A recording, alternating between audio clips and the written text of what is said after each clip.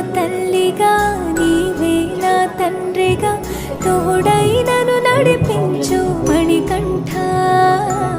కష్టాలే తరిమినా కన్నీరే ముంచిన నీవే నాకు దిక్కు కదా అయ్యప్ప.